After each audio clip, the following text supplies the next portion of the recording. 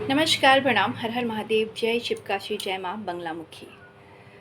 आज हम चर्चा करेंगे बंगलामुखी के बारे में, सिद्धियों के बारे में। बंगलामुखी कौन है और कैसे उत्पन्न हुई, कौन कौन उनकी पूजा करते हैं, किसको किसको उनकी सिद्धियाँ लेनी चाहिए और क्या क्या होता है, सारी चीज़ हम इस वीडियो में जानेंगे। और यह रिक्वेस्टेड वीडियो है, मैं रिक्वेस्ट पे ये वीडियो बना रही हूँ।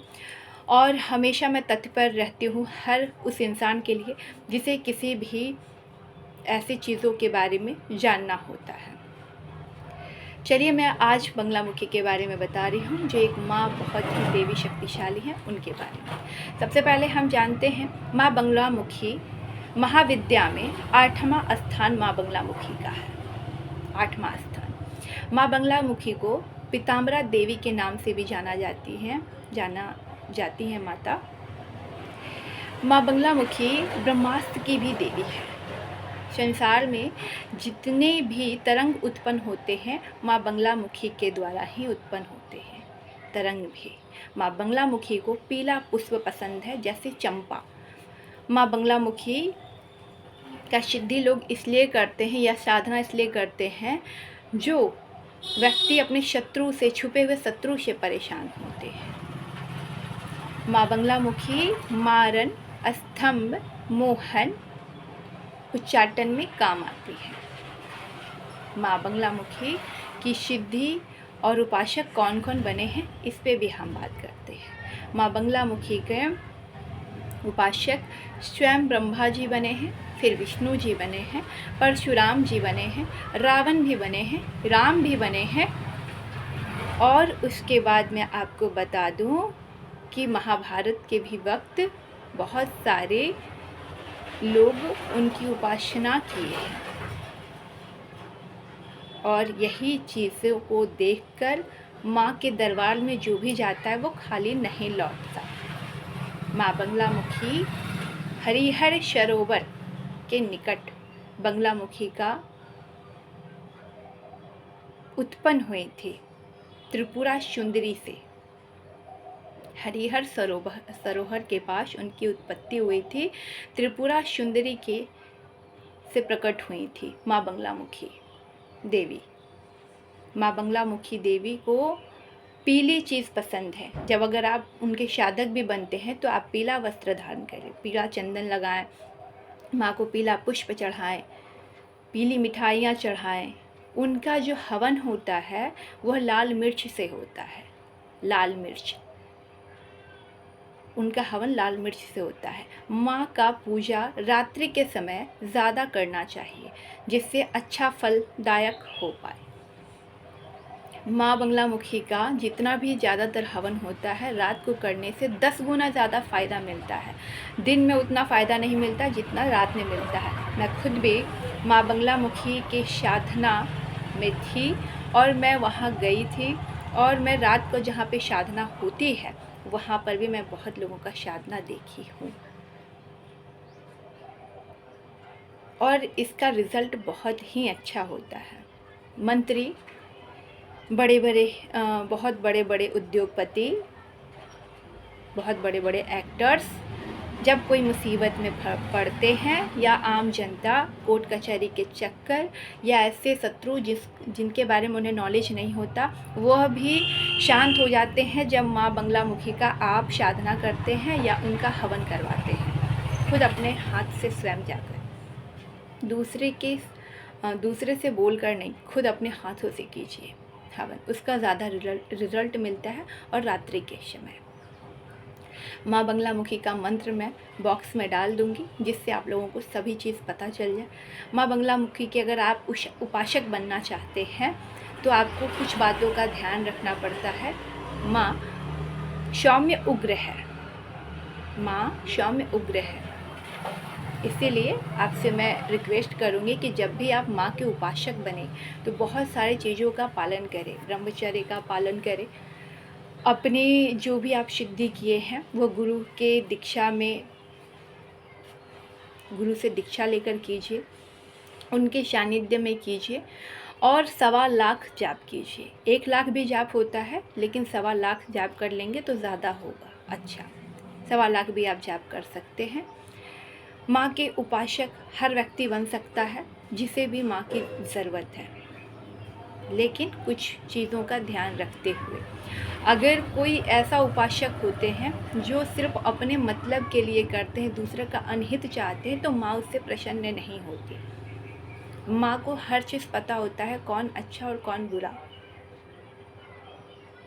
जैसे माँ का रावण ने भी पूजा किया था और राम को जब पता चला था तो राम जी ने भी माँ के उपासक बने थे, पर राम जीते थे, रावण नहीं जीत पाया था।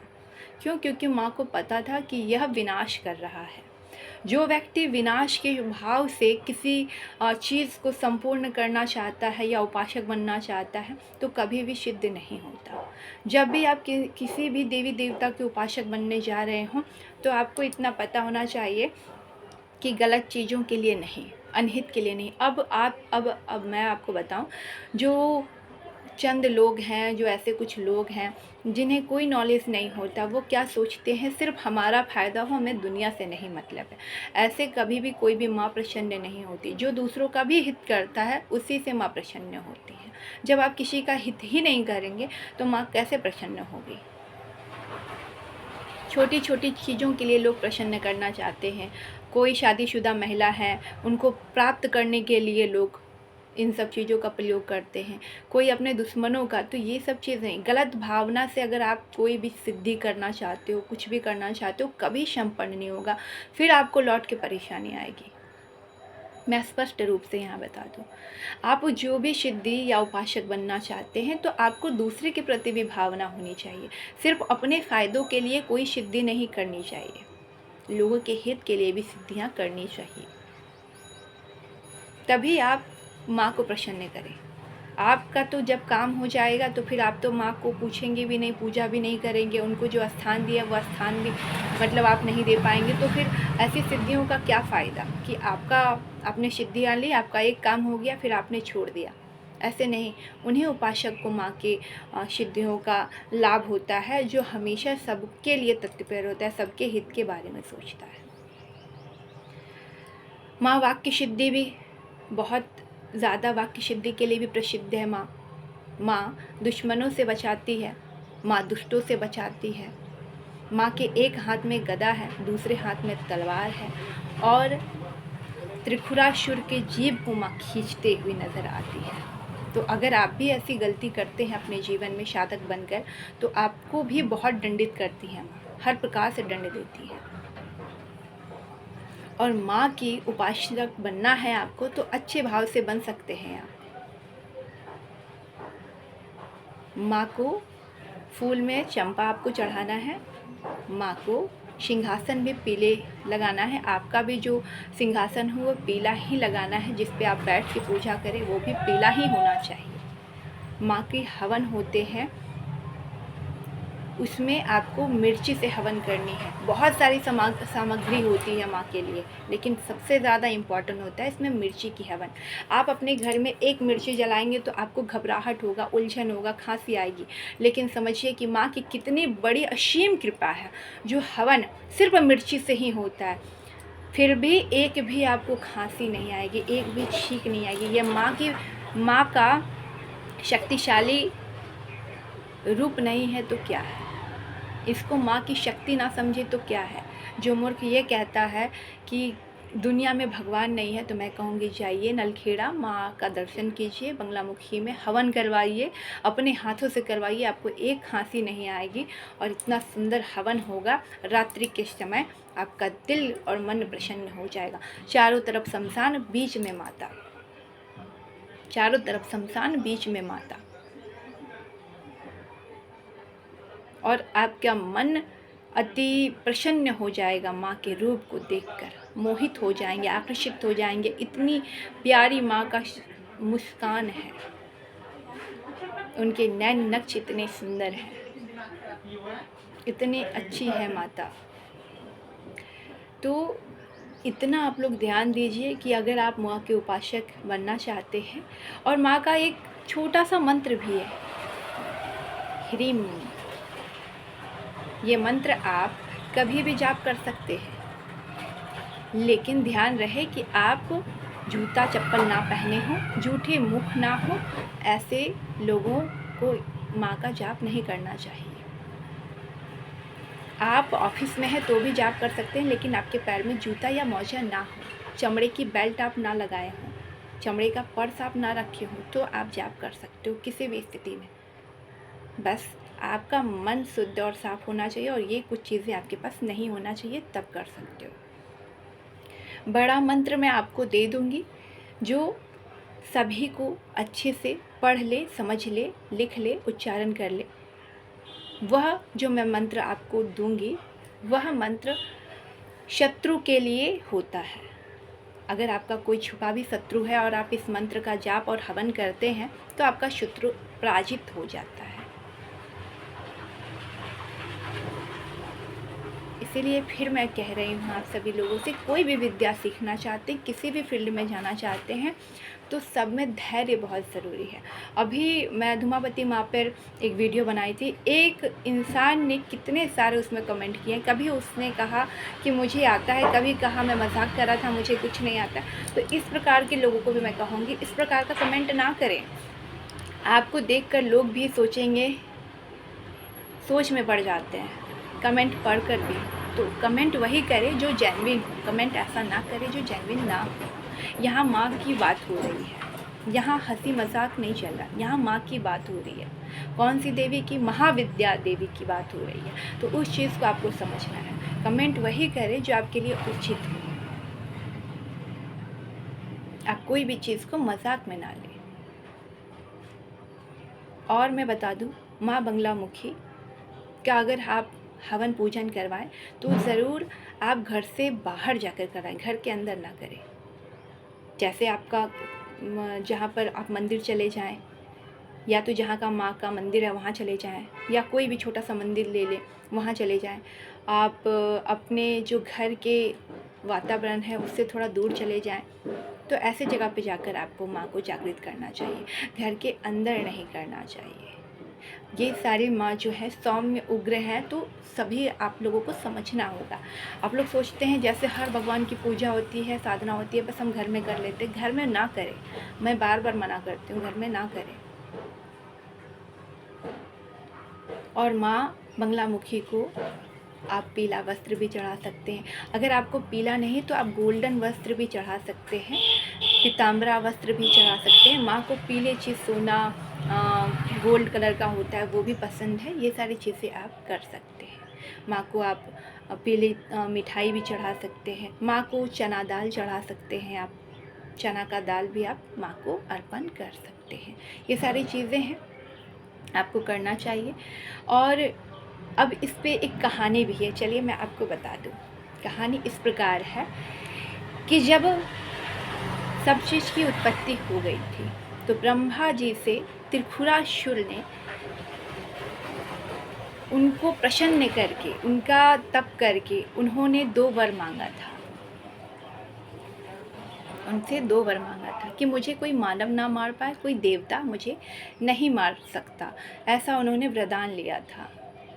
और ब्रह्मा जी ने उन्हें वरदान दे भी दिया। उसके बाद वो जो त्रिपुरासुर थे वो बहुत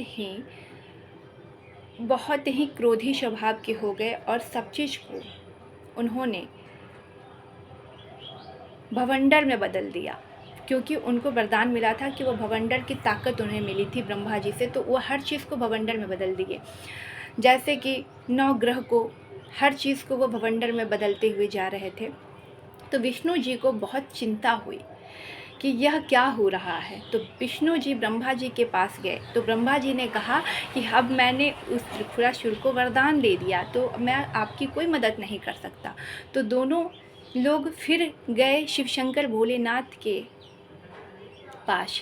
तो शिवशंकर भोलेनाथ ने उनको कहा कि अब महामाया, महाशक्ति ही कुछ कर सकती है, आप उनके पास जाएं। तो हरिहर सरोवर के पास दोनों पहुँचे। कौन पहुँचे? विष्णु जी और ब्रह्मा जी।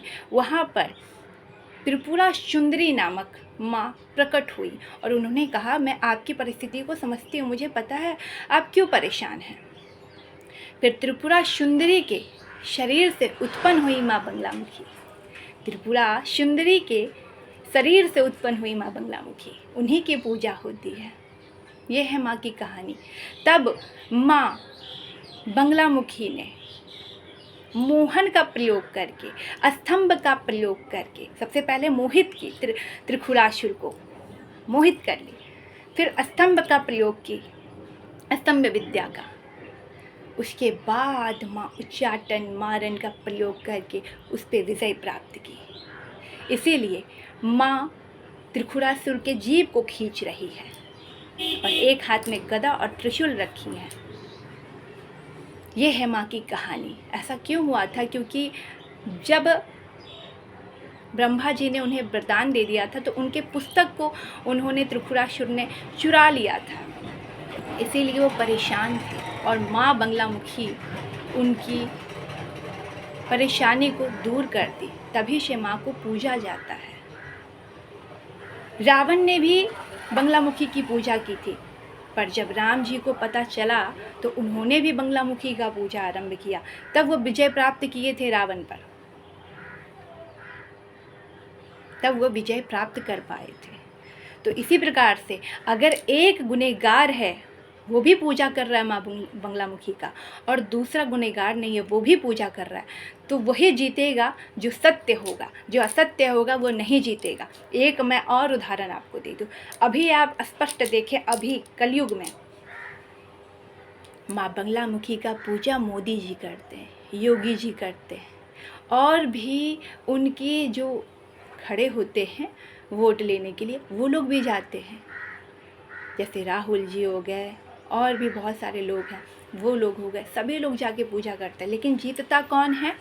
जीतता वही है जो सत्य है, जो सत्य नहीं है वो हार जाता है। और माँ बंगलामुखी का द्वार हमेशा सभी भक्तों के लिए खुला है, लेकिन दुष्ट भक्तों के लिए माँ बहुत ही उग्र हो जाती है, बहुत क्रोधित हो जाती है, क्योंकि माँ से आपका स्वभाव छुप नहीं सकता। माँ ऐसी देवी है। तो इसीलिए माँ की भक्ति आप तभी कर सकते हैं जब आपका मन पवित्र हो। अगर आपका मन में छल कपट द्वेष, किसी स्त्री के प्रति, किसी इंसान के प्रति इस प्रकार की भावना है, तो आपका हवन पूजन और विद्या लेने का कोई फ़ायदा नहीं। बहुत सारे अघोरी, बहुत सारे तांत्रिक माँ का विद्या सीखकर गलत अगर प्रयोग करना चाहते फिर भी नहीं काम करता। उसी का काम करता जो सत्य होता है। असत्य की माँ कभी साथ नहीं देती। ये है माँ की पावर। और माँ के जितने भी लोग हैं शिष्य, उनका कभी बुरा नहीं होता। और माँ की रात्रि में ही इसलिए पूजा होती है कि माँ बहुत जल्दी प्रसन्न होती है। एक मैं और व्याख्या बताऊंगी। मैं माँ बंगलामुखी के नलखेड़ा गई थी और मैं आश्रम में ही रुकी थी 1 सप्ताह। तो पहली रात जब हम वहाँ से पूजा करके आए हुए थे मंदिर में, और चारों तरफ शमशान था बीच में, तो जहाँ पर शमशान जिस तरफ था तो उस तरफ हम लोग गए, तो वहाँ पे बहुत कम ही लोग जाते हैं उस तरफ, क्योंकि चारों तरफ से पैक था और एक दरवाज़ा सिर्फ छोटा सा खुला था। तो हम किसी प्रकार से वहाँ पे पहुँचे, तो एक बुज़ुर्ग नहा रहे थे और कुछ अघोरी थे, बहुत दूर दूर थे, और मुझे और कोई बहुत ज़्यादा वहाँ पे लोग नहीं दिखे। हमने माँ का स्पर्श किया, जल का स्पर्श किया, प्रणाम किया, और फिर हम वहाँ से पूजा करके फिर हम अपने आश्रम में आ गए। उसी आश्रम में मैं रुकी थी जहाँ माँ का मंदिर है।